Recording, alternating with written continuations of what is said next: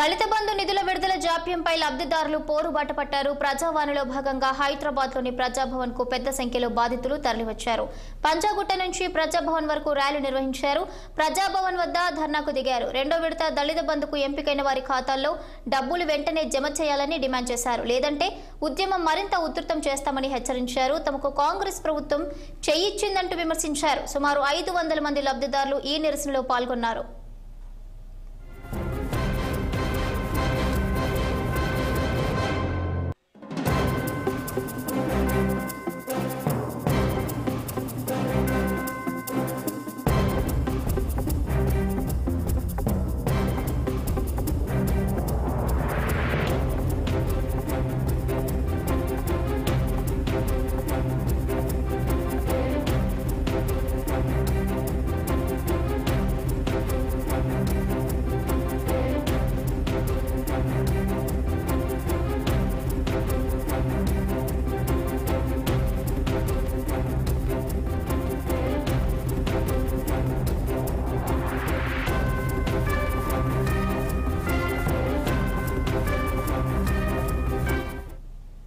రైటిక మొత్తం మీద ప్రజాభవన్ వద్ద దళిత బంధు బాధితులైతే ఆందోళనకు దిగారు. మొత్తంగా డబ్బులు వెంటనే జమ చేయాలంటూ కూడా వారు డిమాండ్ చేస్తున్నారు. ఇప్పటి వరకు తమకు రెండో విడత దళిత బంధు డబ్బులు జమ కాలేదంటూ కూడా వారు ఆందోళన వ్యక్తం చేస్తున్నారు. ఇక ఇదే అంశంపై మరింత సమాచారం మా ప్రతినిధి శ్రీనివాస్ ఫోన్ లైన్ లో అందించేందుకు సిద్ధంగా ఉన్నారు. చెప్పండి శ్రీనివాస్, దళిత బంధు లబ్ధిదారుల ఆందోళన బాటపట్టారు. ప్రస్తుతం ప్రజాభవన్ వద్ద పరిస్థితి ఏ విధంగా ఉంది?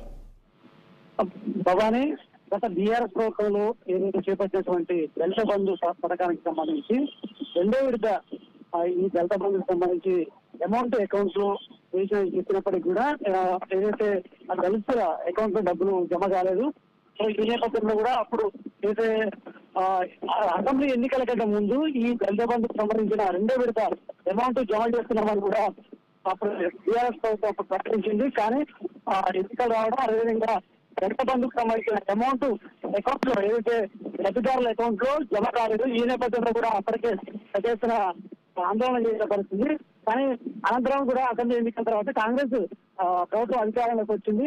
కానీ ఇప్పటివరకు కూడా తమకు దళిత బంధుకు సంబంధించిన అమౌంట్ అకౌంట్ లో ఇంకా జమ లేదు అంటూ కూడా పెద్ద ఎత్తున దళిత బంధు బాధితులు ఈరోజు ప్రజాభవన్ ముందు ధర్నాకు సిద్ధమయ్యారు. ఈ నేపథ్యంలో కూడా సుమారు 500 మంది దళిత బంధు బాధితులు ప్రజాభవన్ చేరుకుంటున్నారు. ఈ నేపథ్యంలో కూడా తమ దళిత బంధుకు సంబంధించిన అమౌంట్ ని ఖాతాలో ఖచ్చితంగా జమ చేయాలంటూ కూడా వాళ్ళు డిమాండ్ చేస్తున్న పరిస్థితి.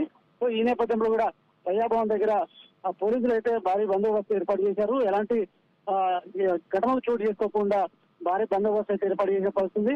ఏదైతే తమ ఆపదలో ఉన్న తమను ఆదుకుంటామని కూడా చెప్పినటువంటి ప్రభుత్వాలు తమను పట్టించుకోవట్లేదంటూ కూడా ఇటు దళితులు పెద్ద ఎత్తున ఏదైతే నిరసన చేపట్టిన పరిస్థితి. సో ఈ నేపథ్యంలో ఖచ్చితంగా దళిత బంధు అమౌంట్ రెండో విడతకు సంబంధించిన గత బీఆర్ఎస్ ప్రభుత్వం చేస్తున్నటువంటి రెండో విడత దళిత బంధు తమ అకౌంట్ లో జమ చేసి తమను ఆదుకోవాలంటూ కూడా వారు డిమాండ్ చేస్తున్నారు. Right, okay, thank you Srinivas, thank for the updates.